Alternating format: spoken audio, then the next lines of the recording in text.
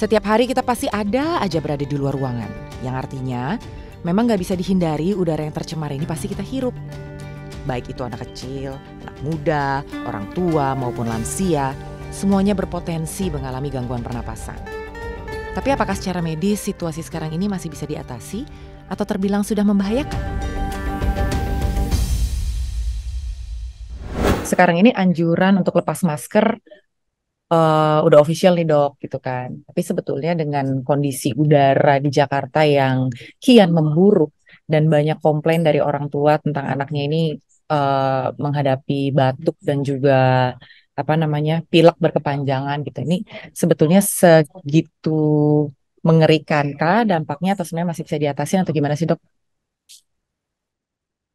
Ya, jadi penyakit respirasi ya atau penyakit pernafasan termasuk di situ ISPA ataupun asma ataupun pneumonia itu adalah penyakit yang disebabkan oleh kondisi ataupun lingkungan yang tidak kondusif bagi orang-orang yang rentan, termasuk orang tua, termasuk juga anak-anak ya. Jadi polusi udara juga berpengaruh, tidak hanya virus, tidak hanya bakteri. Sewaktu COVID kemarin memang terjadi infeksi oleh kena penularan COVID, penularan virus COVID-19. Nah, bisa juga oleh karena bakteri, ya, dengan infeksi saluran pernapasan atas, terjadi bronkopneumonia, itu juga mengakibatkan terjadi gangguan ispa dan gangguan infeksi napas lainnya. Tapi lingkungan, environment, ini jauh, sangat berpengaruh.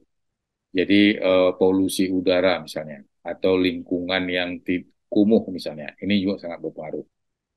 Nah, khusus untuk Jakarta, bahwa Jakarta ini dilaporkan angka skornya itu cukup tinggi ya. Jadi kalau dilihat di angka laporan Air Index Quality, angka polusi kita itu termasuk di antara 10 kota terbesar yang terjadi perburukan oleh karena polusi.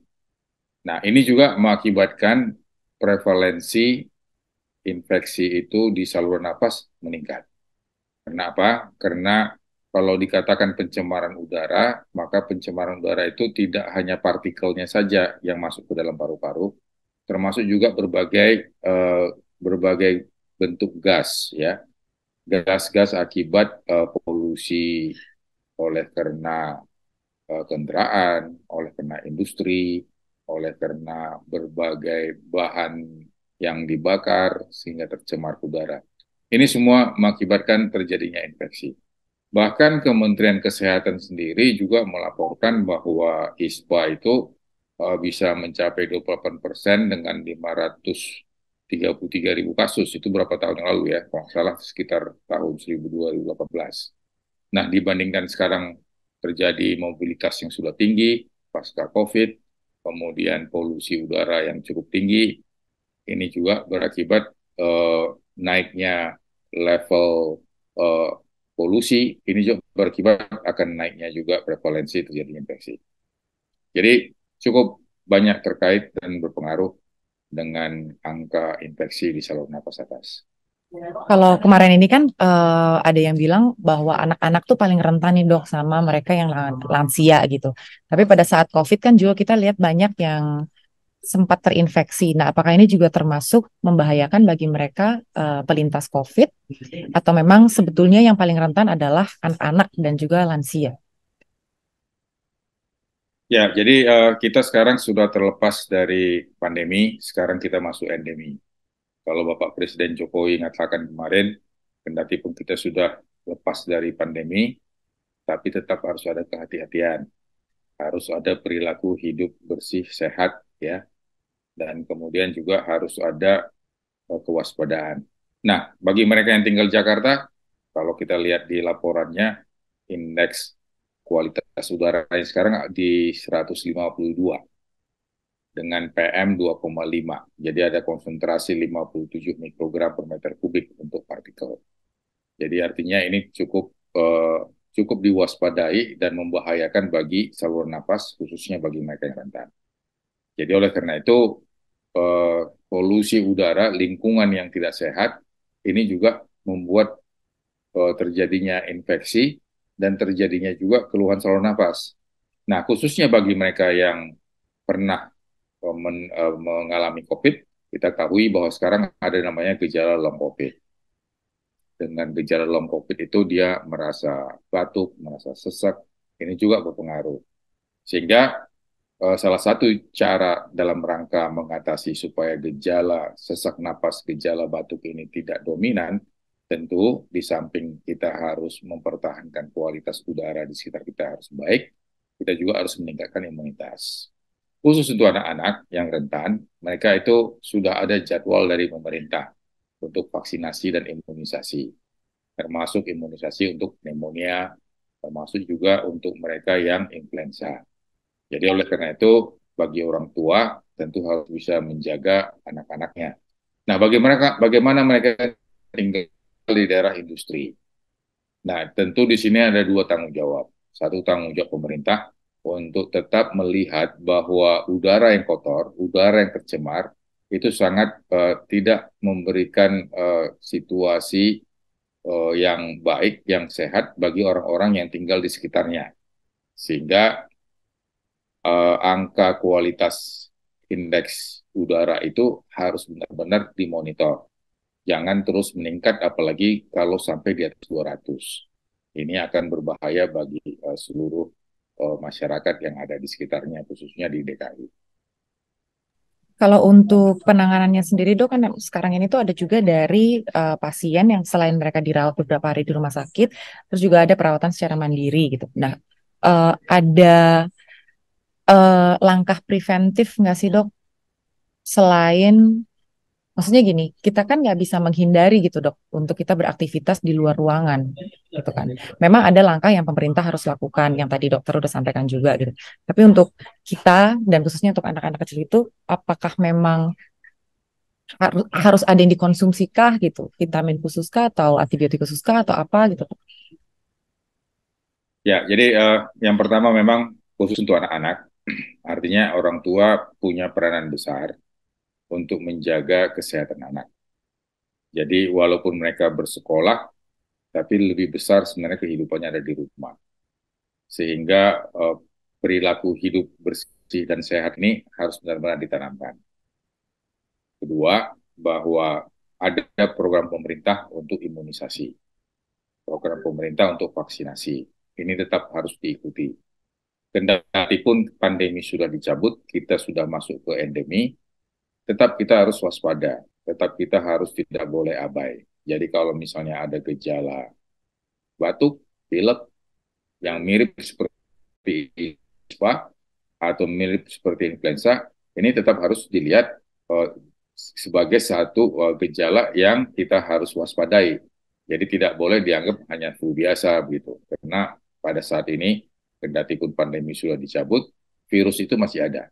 Kalau kita baca laporan harian dari Kementerian Kesehatan, itu masih ada penularan di masyarakat. Masih ada angka yang sakit, walaupun yang meninggal hanya 1 atau 5 orang. Tetapi suatu ketika dia secara episodik bisa saja meningkat oleh karena mobilitas, oleh karena musim, oleh karena cuaca. Sehingga kepada orang tua diharapkan bagi anak-anak yang sakit, kalau memang anaknya itu batuk pilek, usahakan pakai masker. Walaupun pemerintah sekarang tidak memerintahkan lagi pakai masker, tapi untuk menjaga keselamatan, untuk menjaga supaya tidak terjadi komplikasi, masker tetap aja menjadi salah satu cara untuk meningkatkan supaya tidak rentan untuk terjadinya infeksi. Nah, yang kedua, bahwa pola hidup untuk perilaku yang sehat, maka kita harus juga mencuci tangan. Jadi mencuci tangan ini harus dibiasakan, khususnya untuk anak-anak yang sekolah. Sebelum masuk kelas, pulang kelas, atau masuk ke rumah, sebelum keluar rumah, cuci tangan ini sudah harus menjadi bagian dari perilaku sehari-hari. Jadi lebih kepada preventif, promotif yang harus disampaikan. Nah, bila mana sakit tidak sembuh-sembuh, supaya dibawa ke puskesmas ataupun dibawa ke rumah sakit yang terdekat. Pemerintah melalui puskesmas masih tetap menerima, melayani semua mereka yang sakit. Kendati pandemi dicabut, bukan berarti pelayanan kesehatan di puskesmas ataupun di RSUD ataupun rumah sakit lainnya turun. Tetap ini dilaksanakan, hanya mungkin nanti skema-skemanya nanti yang akan berubah. Misalnya skema pembiayaan ataupun juga skema perawatan yang disiapkan oleh rumah sakit. Berarti sebenarnya lebih kepada perilaku ya dok. Yang kemarin-kemarin kita udah lewatin waktu COVID, ya harus udah jadi kebiasaan sekarang. Karena kan tadi kalau misalnya langkah preventif yang tadi dokter Alex sampaikan tuh sebetulnya udah sempat kita lewatin. Hanya tinggal gimana membangkitkan kembali kebiasaan itu. Nah, yang terakhir nih dok, untuk potensi kesembuhannya sendiri atau mungkin ancaman yang kalau COVID kan ancamannya kematian gitu ya dok, karena paru kan gitu. Kalau ini hampir sama atau sebenarnya tidak semembahayakan itu? Ya, kalau ISPA tetap berbahaya bagi mereka yang rentan, khususnya bagi anak-anak. Bahaya yang paling tinggi adalah jatuh menjadi pneumonia. Kalau ISPA itu kan infeksi saluran pernapasan bagian atas. Kalau ini tidak terkendali, imunitasnya tidak baik, kemudian penanggulangannya nggak baik, dia akan turun menjadi pneumonia. Kalau dia pneumonia, justru ini yang ancaman bagi anak-anak, khususnya bagi mereka yang di balita ataupun diabetita, ini sungguh-sungguh bisa membahayakan, bahkan berpotensi untuk masuk ke dalam perawatan yang intensif. Sehingga untuk itu kepada orang tua, jangan menganggap bahwa seluruh penyakit dengan gejala saluran napas dianggap sebagai masuk angin ataupun sebagai flu. Sehingga perhatian dari orang tua akhirnya tidak terlalu tinggi. Jadi tetap aja harus dilihat bahwa apalagi kalau cuping hidungnya sudah tinggi berarti pasiennya sudah sesak nafas. Nah, saturasi juga punya peranan penting bahwa kita di rumah sudah punya alat untuk memeriksa saturasi. Ini juga bisa diperiksakan. Manakala saturasinya turun dari 95 ke 94, maka sudah terjadi radang di paru.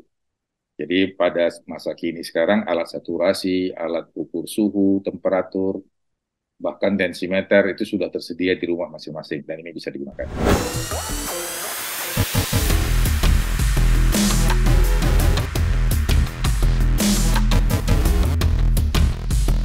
Ketika BMKG, Kementerian Lingkungan Hidup dan Kehutanan, Greenpeace dan dokter spesialis paru sama-sama sepakat akan kondisi udara Jakarta yang buruk, waktunya kita mulai merespon dengan kembali memperhatikan protokol kesehatan. Dan semaksimal mungkin untuk mengurangi kegiatan outdoor untuk menghindari menghirup udara kotor. Sampai bertemu di Inside Story with Anggi berikutnya.